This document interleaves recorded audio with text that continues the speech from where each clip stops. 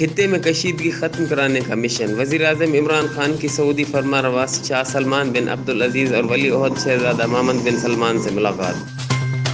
ایرانی قیادت سے ہونے والی ملاقات سے آگاہ کیا، تنازعات کو بات چیت کے ذریعے حل کرنے پر غور۔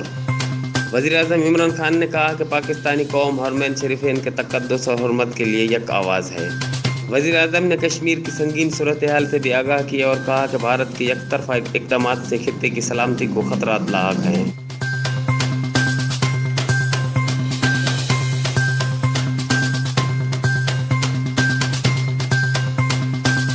وزیر اعظم عمران خان سعودی عرب کے کامیاب دورے کے بعد مدینہ منورہ سے اسلام آباد روانہ۔ مدینہ منورہ پہنچنے پر گورنر مدینہ نے استقبال کیا۔ عمران خان کی مسجد نبوی آمد، وفد کے ہمراہ روضہ رسول صلی اللہ علیہ وآلہ وسلم پر حاضری دی اور نوافل ادا کیے۔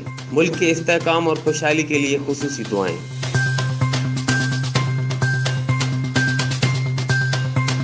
اپوزیشن کے آزادی مارچ سے نمٹنے کی تیاریاں۔ وزیر اعظم نے تحریک انصاف کی کور کمیٹی کا ہنگامی اجلاس آج طلب کر لیا۔